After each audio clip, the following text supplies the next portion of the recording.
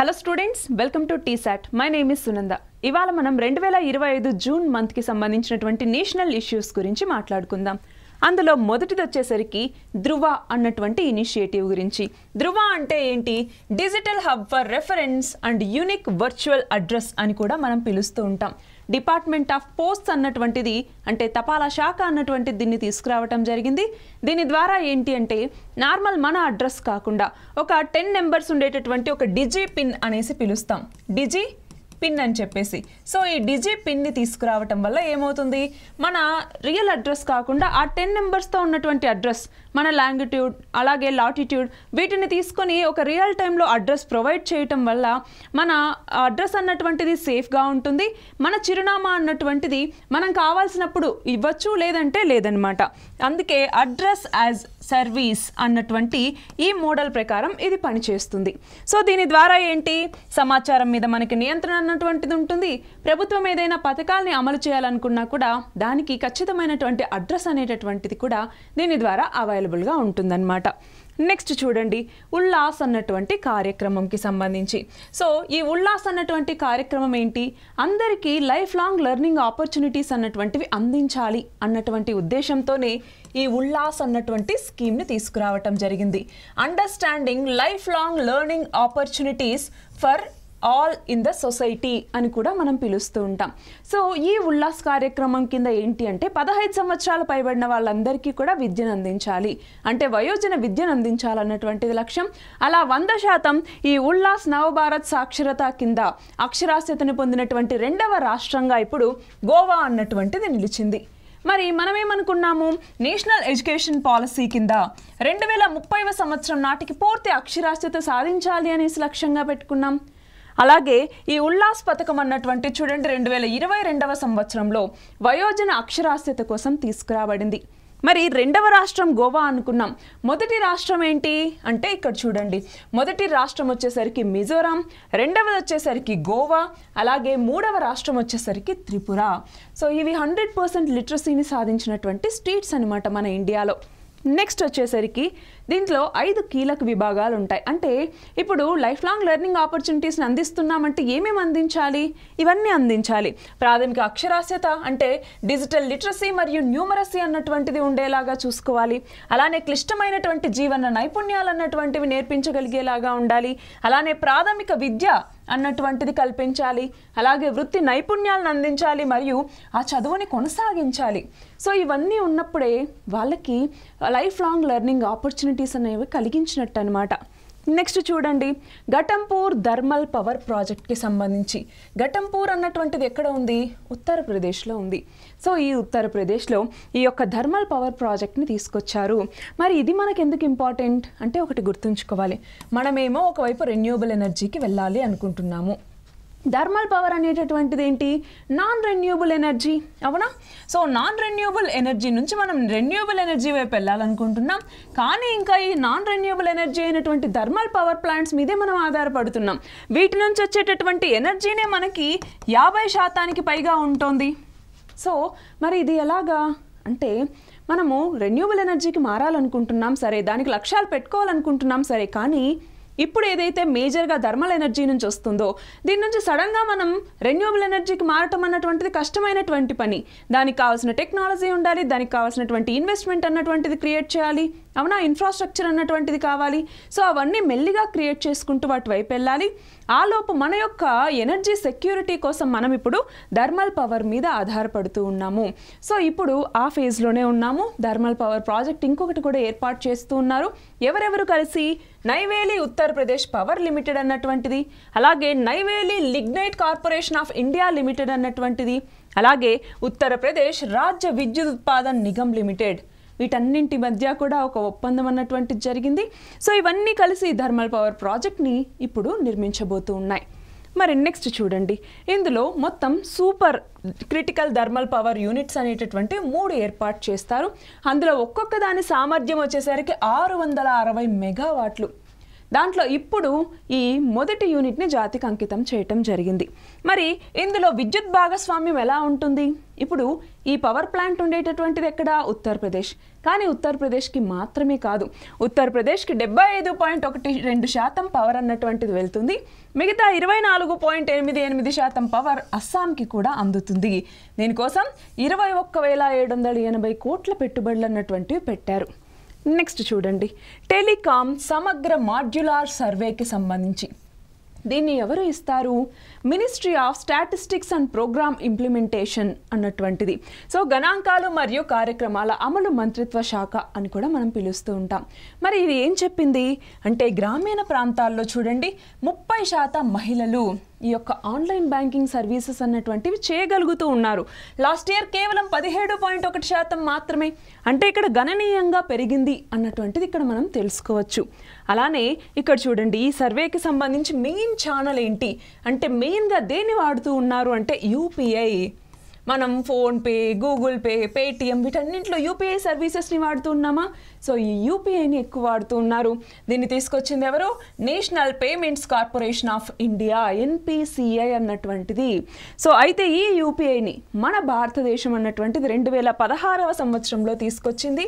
అయితే మన భారతదేశం తర్వాత ఈ యూపీఐని అమలు చేసినటువంటి మొదటి దేశం ఏంటి అంటే భూటాన్.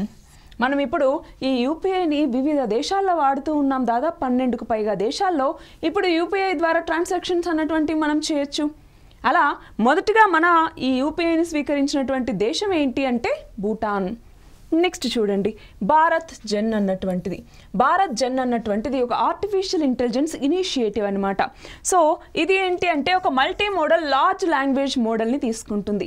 అంటే అతి పెద్ద మొత్తంలో ఇక్కడ డేటాని తీసుకొని దాన్ని రియల్ టైంలో మనకి అందించడానికి, దానికి కావాల్సినటువంటి చార్ట్స్ కావచ్చు, డయాగ్రామ్స్ కావచ్చు, వీటన్నింటినీ కూడా అనలైజ్ చేసి ఇది రియల్ టైంలో మనకి ఇస్తుంది అనమాట.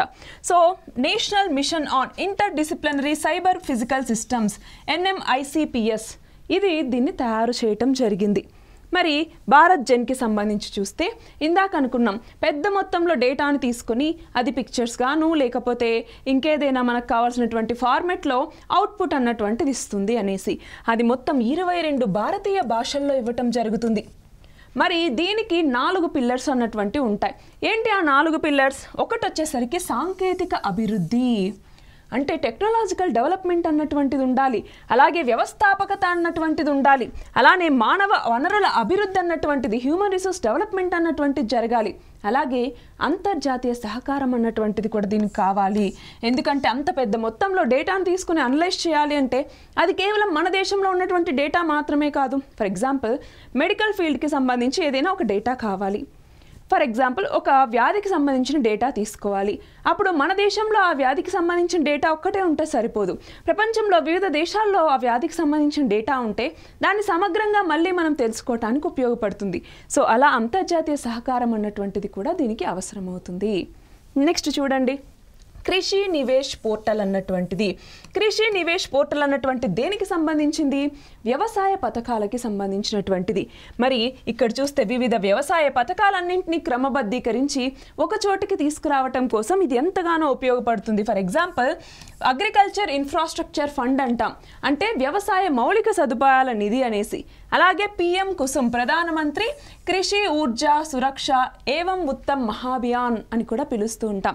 ఇలాంటి స్కీమ్స్ అన్నింటినీ ఒక చోటికి చేర్చడానికి ఇది ఎంతగానో ఉపయోగపడుతుంది. అంతేకాదు ఇక్కడ మనం చూస్తే 14 కేంద్ర మంత్రిత్వ శాఖలు, 9 రాష్ట్ర విభాగాలు ఇందులో సభ్యులుగా ఉన్నాయి. అలాగే ఇప్పుడేంటి, అగ్రికల్చర్కి సంబంధించిన వ్యాపారం చేయడంలో సౌలభ్యం ఉండాలి. అలాగే వేగవంతంగా వాళ్ళకి లోన్ డిస్ట్రిబ్యూషన్ అన్నటువంటిది జరగాలి. అలాగే వ్యవసాయ రంగంలో ఎవరైతే ఇన్వెస్టర్స్ ఉంటారో వాళ్ళందరికీ ఒకే చోట ఇన్ఫర్మేషన్ వస్తే వాళ్ళు ఇన్వెస్ట్ చేయడానికి కూడా వీలవుతుంది. సో వీటన్నింటి బెనిఫిట్స్తోనే ఈ కృషి నివేష్ పోర్టల్ అన్నటువంటిది చాలా ఉపయోగకరంగా తీసుకొచ్చారు. 2025 సంవత్సరానికి కేవలం ఈ పోర్టల్కి సంబంధించి 1.31 లక్షల కోట్లని కేటాయించారనమాట.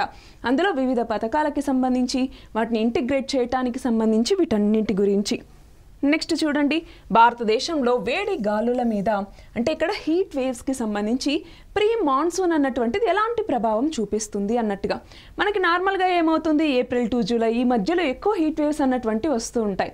ఆ వేడి గాలులు అన్నటువంటివి రావటం వల్ల ఎక్కువ మరణాలు చోటు చేసుకుంటున్నాయి, ఎక్కువ మందికి హెల్త్ డిజార్డర్స్ అన్నటువంటివి వస్తున్నాయి. సో వీటి నేపథ్యంలో మాన్సూన్ అన్నటువంటి తొందరగా ప్రవేశించిందనుకో, అప్పుడు ఏమవుతుంది, ఇక్కడ టెంపరేచర్స్ అన్నటువంటివి కూల్ అవుతాయి. సో ఆ వడగాళ్ళు అన్నటువంటివి కొంతవరకు తగ్గే అవకాశాలు ఉంటాయి. కానీ ఆలోపు జరగాల్సినటువంటి నష్టాన్ని కూడా మనం పూడ్చగలగాలి. అది దీని యొక్క సమ్మరీ అన్నమాట. చూడండి, మన భారతదేశంలో 57% జిల్లాలు అధికం నుంచి అత్యధిక వేడి వాతావరణాన్ని కలిగినటువంటి ప్రాంతాలు ఉన్నాయి. అలాగే 75% శ్రామిక శక్తి అన్నటువంటిది మన భారతదేశంలో వేడికి గురయ్యే ప్రాంతాల్లోనే పనిచేస్తూ ఉంది. మరి అలాంటప్పుడు ఏమవుతుంది, వేడి గాలులు ఎక్కువగా విస్తరిస్తూ ఉన్నప్పుడు మనకి మాన్సూన్ తొందరగా వచ్చిందనుకోండి, దానివల్ల వర్షపాతం పడటం, టెంపరేచర్స్ అన్నటువంటివి తగ్గటం, దాంతో ఈ ఎఫెక్ట్ అన్నటువంటిది తగ్గుతుంది. మన శ్రామిక శక్తి అన్నటువంటిది ఎక్కువ పని చేసుకోవటానికి వీలుగా ఇది ఉంటుంది. కాబట్టి దానివల్ల మనకి లాభాలు అన్నటువంటివి ఉంటాయి. సో చూడండి, వేగవంతంగా పట్టణీకరణ జరుగుతుంది కాబట్టి వేడి గాలులు కూడా ఎక్కువైపోతూ ఉన్నాయి. అలానే అర్బన్ హీట్ ఐలాండ్ ప్రభావం అన్నటువంటిది ఉంటుంది. ఏంటి అర్బన్ హీట్ ఐలాండ్ ప్రభావం అంటే, ఫర్ ఎగ్జాంపుల్ ఇది హైదరాబాద్ సిటీ అనుకుందాం. హైదరాబాద్ సిటీలో ఏంటి, డెవలప్మెంట్ విపరీతంగా పెరిగిపోతోంది, వెహికులర్ పొల్యూషన్ అన్నటువంటిది పెరిగిపోతోంది. దాంతో ఈ ప్రాంతంలో అంతా టెంపరేచర్ అన్నటువంటిది చాలా ఎక్కువగా ఉంటుంది. అంటే బయట సరౌండింగ్ ఏరియాస్తో కంపేర్ చేసుకుంటే ఇక్కడేమో టెంపరేచర్ చాలా ఎక్కువగా ఉంటుంది, ఇక్కడేమో టెంపరేచర్ తక్కువగా ఉంటుంది. అలా ఈ టెంపరేచర్ ఎక్కువగా ఉన్నటువంటి ప్రాంతాన్నే మనం ఏమని పిలుస్తాం, అర్బన్ హీట్ ఐలాండ్ అనేసి పిలుస్తాము. సో ఇక్కడ చూడండి, ఆర్థిక వ్యవస్థ మీద ఇది ఎంతగానో ప్రభావితం చూపిస్తుంది. ఏంటి ఈ వడగాలు అన్నటువంటివి. మరి ఇంటర్నేషనల్ లేబర్ ఆర్గనైజేషన్ ప్రకారం చూస్తే ప్రతి సంవత్సరం భారతదేశం ఈ వడగాలుల వల్ల $100 బిలియన్ కోల్పోతూ వస్తుంది. సో అందువల్ల మనకి ఈ వడగాలుల్ని నియంత్రించడం అన్నటువంటిది చాలా ఇంపార్టెంట్. నెక్స్ట్ చూడండి, మన భారతదేశం 4వ అతిపెద్ద ఆర్థిక వ్యవస్థగా అవతరించింది. అవునా, జపాన్ని వెనక్కి నెట్టేసి మనం 4వ స్థానంలోకి వచ్చాము. మరి ఇక్కడ చూడండి, IMF ప్రకారం భారత జీడిపి అన్నటువంటిది 2025 ముగిసేటప్పటికల్లా $4,187 చేరుతుంది. ఎంత, $1 ట్రిలియన్ అన్నమాట. బిలియన్ కాదు, ట్రిలియన్. $4,187 ట్రిలియన్ చేరుతుంది. సో అలా మనం ఇప్పుడు 4వ పొజిషన్లో ఉన్నామన్నమాట. అలాగే 2028 నాటికల్లా మనం 3వ అతిపెద్ద ఆర్థిక వ్యవస్థగా కూడా మారచ్చు అనేసి IMF చెప్తోంది. మరి 2024 నాటికి మన భారతదేశంలో తలసరి జీడిపి అన్నటువంటిది, అంటే ప్రతి వ్యక్తికి ఇంత జీడిపి ఉంది అన్నట్టుగా ఎలా మనము ఎంత ఉంది అనేసి చెప్తాము, $2,711 అన్నటువంటి ఉంది అన్నట్టుగా IMF చెప్తోంది. అలాగే ప్రపంచవ్యాప్తంగా చూసుకుంటే ఈ తలసరి జీడిపిలో 144వ స్థానంలో మన భారతదేశం అన్నటువంటిది ఉంది. నెక్స్ట్ వచ్చేసరికి లదాఖ్ ల్యాండ్ మరియు జాబ్ రెగ్యులేషన్స్కి సంబంధించి మనం చూస్తే లదాఖ్ అన్నటువంటిది 2019వ సంవత్సరంలో, అప్పటిదాకా జమ్మూ అండ్ కాశ్మీర్ మనకి స్టేట్లో ఉన్నటువంటి లదాఖ్ 2019లో యూనియన్ టెరిటరీ స్టేటస్ని పొందింది. అవునా, జమ్మూ కాశ్మీర్ రీఆర్గనైజేషన్ యాక్ట్ని తీసుకొచ్చాము. దాని ద్వారా యూనియన్ టెరిటరీ స్టేటస్ అన్నటువంటిది లదాఖ్ వచ్చింది. అప్పటి నుంచి లదాఖ్ ఏమంటోంది, మమ్మల్ని 6th షెడ్యూల్లో జాయిన్ చెయ్యండి. సో 6th షెడ్యూల్లో జాయిన్ చేస్తే ఏంటి, స్పెషల్ ప్రివిలేజెస్ అన్నటువంటి ఉంటాయి అన్నట్టుగా. కానీ కేంద్ర ప్రభుత్వం 6th షెడ్యూల్లోకి దీన్ని చేర్చడానికి అంగీకరించలేదు. దాని బదులుగా కొన్ని ల్యాండ్ మరియు జాబ్ రెగ్యులేషన్స్ని తీసుకొచ్చిందనమాట. సో ముఖ్యంగా ఇక్కడ 3ని చెప్పుకోవాలి. అందులో ఒకటి లదాఖ్ సివిల్ సర్వీసెస్ వికేంద్రీకరణ మరియు నియామక సవరణ నియంత్రణ 2025. దీని ప్రకారం ఏంటి అంటే, అక్కడ ప్రభుత్వ ఉద్యోగ నియామకాలకు సంబంధించి కొన్ని రూల్స్ని పెట్టారు. ఏమని, మినిమం 15 సంవత్సరాలు ఇక్కడ నివసించి ఉండాలి, లేదంటే నువ్వు లదాఖ్లోనే విద్యను పూర్తి చేసి ఉండాలి, అలా అయితేనే నీకు ఇక్కడ గవర్నమెంట్ జాబ్స్ ఇస్తాము అన్నట్టుగా. అలానే మనం చూస్తే చూడండి, కేంద్రపాలిత ప్రాంతమైనటువంటి లదాఖ్ రిజర్వేషన్ సవరణ నిబంధన, దీని ప్రకారం ఉద్యోగంలో రిజర్వేషన్స్కి సంబంధించి గరిష్టంగా 85% ఇక్కడ పరిమితం చేయటం జరిగింది. సో ఇంతకుముందు 50% ఉండేది, దాన్ని ఇప్పుడు 85%కి పెంచారనమాట. ఇంకా మూడవదేమో లదాఖ్ అధికారిక భాషల నియంత్రణ 2025కు సంబంధించి. సో దీని ప్రకారం ఏంటి చూడండి, ఇంగ్లీష్, హిందీ, ఉర్దూ కాకుండా బోటి అలాగే పుర్గి ఈ 2 లాంగ్వేజెస్ని కూడా గుర్తించటం జరిగింది, అధికారిక భాషలుగా గుర్తించారనమాట. అలానే Ladakh autonomous hill development councils సవరణ నిబంధనని కూడా తీసుకొచ్చారు. దీని ప్రకారం లేహ్ మరియు కార్గిల్ ఈ రెండు కౌన్సిల్స్లో మహిళలకి 1/3 వంతు సీట్లని కేటాయించారన్నమాట. నెక్స్ట్ చూడండి, జన్ ఔషధి కేంద్రాస్కి సంబంధించి అనుభవపూర్వక అభ్యాస కార్యక్రమం అంటే ఎక్స్పీరియన్షియల్ లెర్నింగ్ ప్రోగ్రామ్ని తీసుకురావటం జరిగింది. సో జన్ ఔషధి కేంద్రాస్ అంటున్నాం, ఏంటివి? జెనరిక్ మెడిసిన్స్కి సంబంధించి. జెనరిక్ మెడిసిన్ అంటే ఏంటి? నార్మల్గా ఫర్ ఎగ్జాంపుల్ ఒక మెడిసిన్ ఉంది అంటే దాన్ని తయారు చేస్తున్నటువంటి సంస్థకి కొన్నాళ్ళ పాటు దాని మీద రాయల్టీ హక్కులు అన్నటువంటివి ఉంటాయి. సో ఆ టైం అయిపోగానే, ఆ పేటెంట్ టైం అయిపోగానే ఎవరైనా దాన్ని ఉత్పత్తి చేయొచ్చు. మరి ఒక మెడిసిన్లోకి వచ్చేసరికి యాక్టివ్ ఫార్మస్యూటికల్ ఇంగ్రీడియంట్స్ అన్నటువంటివి ఉంటాయి. అంటే ఏ మెడిసిన్ని తయారు చేసినా మెయిన్గా ఒక ఔషధం ఉంటుంది, దాంతోపాటు మిగతా చిన్న చిన్న కాంపోనెంట్స్ ఉంటాయి. సో ఈ యాక్టివ్ ఫార్మస్యూటికల్ ఇంగ్రీడియంట్ అన్నటువంటిది జనరిక్ మెడిసిన్లో సేమ్ ఉంటుంది. సో మిగతా చిన్న చిన్న కాంపోనెంట్స్ అన్నటువంటి వేరేవి పెట్టుకోవచ్చు, దానివల్ల ఎలాంటి సైడ్ ఎఫెక్ట్స్ కూడా ఉండవన్నమాట. సో కాస్ట్ చాలా తక్కువలో వస్తుంది, పైగా పేటెంట్ ఇవన్నీ చెల్లించాల్సిన డబ్బులు అనేవి ఉండవు కాబట్టి కాస్ట్ మనకి చాలా తక్కువగా ఉంటుంది. So quality medicine, affordable medicine అందించడానికే ఈ జన ఔషధి అన్నటువంటిది మనకు ఉపయోగపడుతుంది. దీనికోసం ప్రభుత్వం ప్రధానమంత్రి భారతీయ జన్ ఔషధి పరియోజన అన్నటువంటి ఒక స్కీమ్ని కూడా తీసుకొచ్చింది అనమాట. దీని కిందనే జన్ ఔషధి కేంద్రాస్ని ఏర్పాటు చేస్తుంది. సో ఈ జన్ ఔషధి కేంద్రాస్కి సంబంధించి ఎక్కువగా పబ్లిక్కి దీని గురించి అవేర్నెస్ని క్రియేట్ చేయాల్సిన అవసరం ఉంది. వాళ్ళలో కూడా ఈ అవేర్నెస్ క్రియేట్ చేస్తూ వాళ్ళు ఇందులో పార్ట్ అయ్యేలాగా చూడాలి, కమ్యూనిటీ ఎంగేజ్మెంట్ అన్నటువంటిది ఇందులో ఉండేలాగా చూడాలి అన్నట్టుగా 15 రోజుల కార్యక్రమాన్ని దీని కింద తీసుకొచ్చారనమాట. సో జనరిక్ ఔషధాల గురించి అవేర్నెస్ని కలిగిస్తారు. నెక్స్ట్ చూడండి, రాయ్గఢ్ కోటలో ఒక పురాతనమైనటువంటి ఆస్ట్రోలేబ్ని కనుక్కోవటం జరిగింది. ఆస్ట్రోలేబ్ అన్నటువంటిది ఏంటి? మనకి ఆస్ట్రోనామికల్ ఎక్స్పెరిమెంట్స్ని చేయడానికి ఇది ఉపయోగపడుతుందన్నమాట. పూర్వకాలం ఇలాంటి ఆస్ట్రోలోబ్స్ని యూజ్ చేస్తూ ఉండేవాళ్ళు. సో ఇప్పుడు ఇది ఏంటి? యంత్రరాజ్ అనేసి కూడా దీనికి పేరుంది. ఆర్కియలాజికల్ సర్వే ఆఫ్ ఇండియా అలాగే రాయ్గఢ్ డెవలప్మెంట్ అథారిటీ ఇవి రెండు కలిసి చేసినటువంటి ఎక్స్కవేషన్లో ఇది బయటపడింది అనమాట. సో ఇది ఛత్రపతి శివాజీ మహారాజ్ కాలం నాటిది. మరి రాయ్గఢ్ కోట అన్నటువంటిది మహారాష్ట్రలో ఉంది, మనకి తెలుసు. ఈ రాయ్గఢ్ కోట ఉత్తర కొంకన్లో సహ్యాద్రి కొండల మీద ఉంది. అలాగే ఈ రాయ్గఢ్ కోటకి మెయిన్గా వాటర్ సోర్స్ అన్నటువంటిది ఎక్కడి నుంచి వస్తుంది అంటే గంగా సాగర్ అన్నటువంటి దాని నుంచి. మరి ఇందాకే చూసాం ఆస్ట్రోలోబ్ అన్నటువంటిది చతురస్రాకారంలో ఉంటుంది. అంతేకాదు దానికి సంబంధించి చూస్తే ఇది రాగి మరియు కాంస్యంతో తయారు చేయబడింది. అలాగే దీంట్లో తల తోక 2 భాగాలు ఉంటాయన్నమాట. ముఖ్ మరియు పూంచ్ అనేసి పిలుస్తూ ఉంటాం.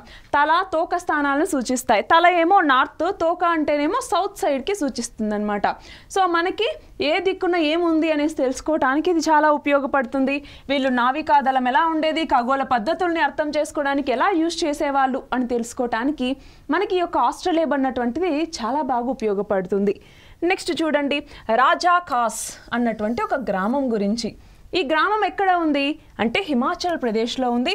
ఇది తొలి solar model village. Solar model village అంటే ఏంటి? ఆ విలేజ్లో అన్నింటినీ సోలార్ని అమర్చడం జరిగింది. వాళ్ళకి ఎనర్జీ అంతా సోలార్ ఎనర్జీ ద్వారానే వస్తుందన్నమాట. సో ఇది పిఎం సూర్యగర్ ముఫ్త్ బిజ్లీ యోజన అన్నటువంటి స్కీమ్ రీసెంట్గా తీసుకొచ్చారు.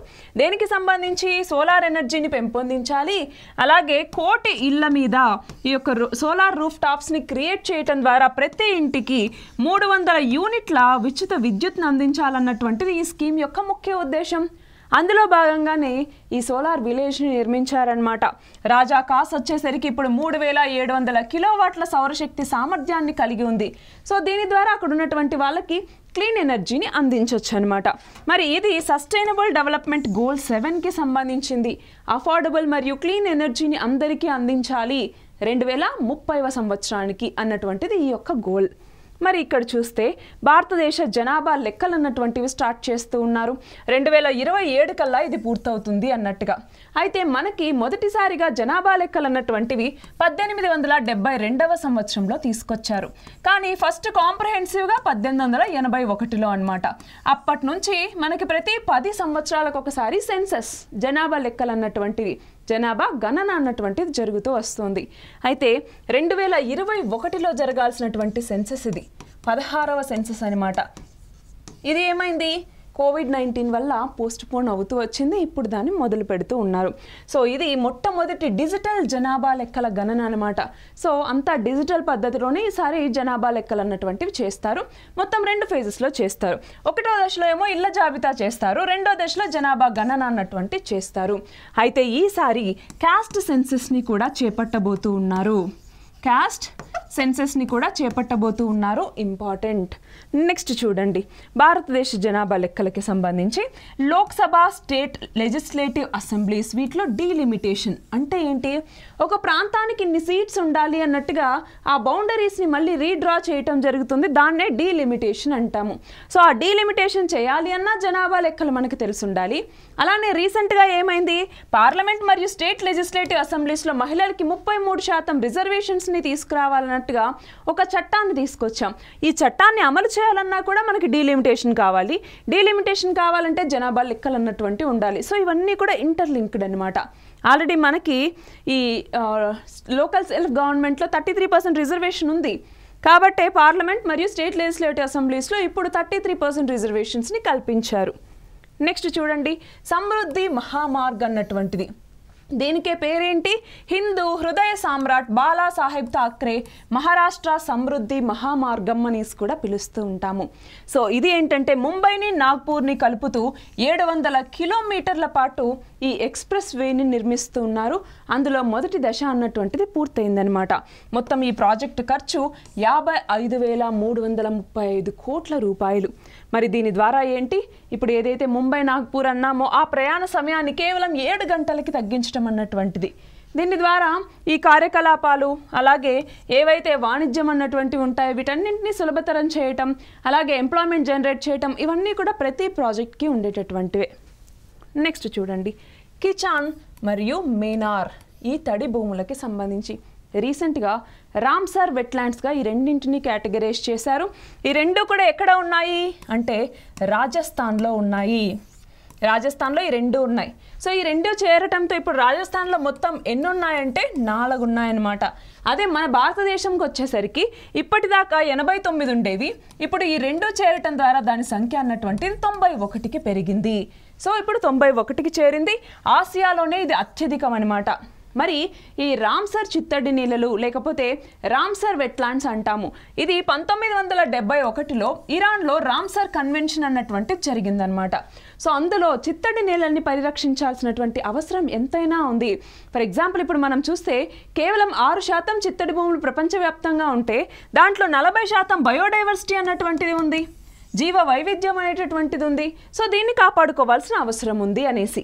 సో ఇందులో ఒకటి మేనార్ వెట్లాండ్ కాంప్లెక్స్ అన్నటువంటి చూస్తే ఇందులో చాలా నీటి పక్షులకి ఇది ఆవాసంగా ఉంటుంది.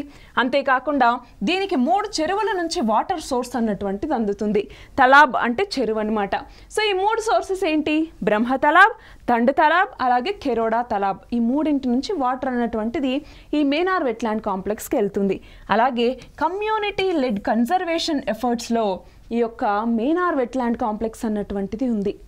నెక్స్ట్ చూడండి, కిచాన్ చిత్తడి నీళ్ళలు, కిచాన్ వెట్లాండ్స్ అంటాం. సో ఈ కిచాన్ వెట్లాండ్స్కి వాటర్ సోర్స్ వచ్చేసరికి 2. ఒకటి రత్రి అనేటటువంటి రివర్, 2 విజయ్ సాగర్ అనేటటువంటి తలాబ్ అంటే చెరువు అనమాట. సో ఇక్కడ ఏంటి ఫేమస్ అంటే ఈ కరువును తట్టుకోగలిగినటువంటి మొక్కలు మరియు 150కి పైగా ఇక్కడ తేలేటటువంటి పక్షి జాతులు ఇక్కడ ఉన్నాయి. అంతేకాదు ఇక్కడ మనం చూస్తే సెంట్రల్ ఏషియన్ ఫ్లైవేలో ఈ కిచాన్ చిత్తడి నీళ్ళలు అన్నటువంటిది కూడా ఒక పార్ట్గా ఉందన్నమాట. నెక్స్ట్ చూడండి, గ్రేటర్ ఫ్లెమింగో అభయారణ్యాన్ని తమిళనాడు అన్నటువంటిది ప్రకటించింది. సో ఏ రాష్ట్రం అంటే తమిళనాడు. తమిళనాడులో ఉన్నటువంటి ధనుష్కోడి దగ్గర ఈ గ్రేటర్ ఫ్లెమింగో అభయారణ్యాన్ని తీసుకొచ్చారనమాట. అంతేకాదు ఈ ధనుష్కోడి కూడా సెంట్రల్ ఏషియన్ ఫ్లైవే వెంబడి ఉంది. ఏంటి సెంట్రల్ ఏషియన్ ఫ్లైవే అంటే మనం చూస్తే ఆర్కిటిక్ నుంచి ఇండియన్ ఓషన్కి బర్డ్స్ అన్నటువంటివి వలస వస్తూ ఉంటాయి. సో ఆ మధ్యలో ఉండేటటువంటి ఆ మార్గాన్నే మనం మధ్య ఏషియా ఫ్లైవే అని కూడా పిలుస్తూ ఉంటాము. మొత్తం ఈ యొక్క అభయారణ్యం అన్నటువంటిది 524.7 హెక్టార్లలో విస్తరించి ఉంది. అంతేకాకుండా ఇది మన్నార్ గల్ఫ్ బయోస్ఫియర్ రిజర్వ్లో కూడా ఈ గ్రేటర్ ఫ్లెమింగో అభయారణ్యం అన్నటువంటిది భాగంగా ఉందన్నమాట. సో వలస పక్షుల్ని మనం కాపాడటం కావచ్చు, ఆ ప్రాంతంలో జీవ వైవిధ్యాన్ని పెంపొందించడానికి మనకి ఇది ఎంతగానో అవసరమవుతుంది. నెక్స్ట్ చూడండి, భారతీయ భాష అనుభాగ్ అన్నటువంటిది. సో ఇది లాంగ్వేజెస్ని ట్రాన్స్లేట్ చేయటానికి అనమాట. డిపార్ట్మెంట్ ఆఫ్ అఫీషియల్ లాంగ్వేజెస్లో ఇది భాగంగా ఉంటుంది. అట్లానే మనం చూస్తే సార్వత్రిక అనువాద వ్యవస్థను అభివృద్ధి చేయటానికి centre for deployment of advanced computing CDAC అంటాము. దీంతో సహకరించి ఈ యొక్క భారతీయ భాష అనుభాగ్ని తీసుకొచ్చారనమాట. అంటే ఇక్కడ మనకి ఏదైతే కమ్యూనికేషన్ ఉంటుందో గవర్నెన్స్లో, ఆ కమ్యూనికేషన్లో ఆంగ్ల ఆధిపత్యాన్ని తొలగించాలి, మన రీజనల్ లాంగ్వేజెస్ని తీసుకురావాలన్నటువంటిది దీని యొక్క ముఖ్య ఉద్దేశం. అలానే మన భారతదేశంలో భాషా వైవిధ్యం అన్నటువంటిది ఉంది. ఎన్నో రకాల భాషలు మాట్లాడుతూ ఉన్నాం. ప్రతి స్టేట్కి ఒక లాంగ్వేజ్ అన్నటువంటిది ఉంది. సో ఆ లాంగ్వేజ్లోనే ప్రచురణలు అన్నటువంటివి తీసుకురావాలి అన్నటువంటిది దీని యొక్క ముఖ్య ఉద్దేశం. నెక్స్ట్ చూడండి, జలంతర్గామి వ్యతిరేక యుద్ధ నౌక అయినటువంటి అర్నాలా అన్నటువంటిది.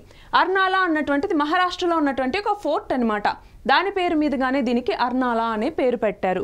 మరి మన Indian navy anti submarine warfare shallow water craft అనమాట ఈ యొక్క అర్నాలా అన్నటువంటిది. మరి మన నేవీ సామర్థ్యాల్లో పురోగతిని సాధించడానికి ఇది ఉపయోగపడుతుంది. అలానే ఆత్మ నిర్భరతని సాధించడానికి, సెల్ఫ్ రిలయన్స్, అలాగే మేక్ ఇన్ ఇండియా ప్రోగ్రామ్ని ముందుకు తీసుకెళ్ళటానికి కూడా ఇది మనకి ఎంతగానో ఉపయోగపడుతుంది. మరి ఇక్కడ చూస్తే garden reach ship builders and engineers అన్నటువంటి దీన్ని తయారు చేసింది. ఇది ఎక్కడ ఉంది? కోల్కతాలో ఉందన్నమాట. అలా ఈ 16 వీటిని తయారు చేస్తే అందులో మొదటిది వచ్చేసరికి అర్నాలా అన్నటువంటిది. అలాగే 80% కంటే ఎక్కువ భాగాలు ఇక్కడ మన భారతదేశంలోనే తయారు చేశారు. నార్మల్గా ఏంటి, వేరే దేశాలతో మనం ఒప్పందం చేసుకున్నప్పుడు మనకి ఆఫ్సెట్ పాలసీ అన్నటువంటిది ఉంటుంది.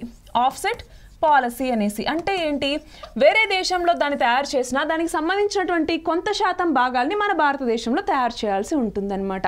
అది ఆఫ్సెట్ పాలసీ అన్నటువంటిది. సో మహారాష్ట్రలోని అర్నాలా కోట నుంచి ఈ పేరును తీసుకున్నారు.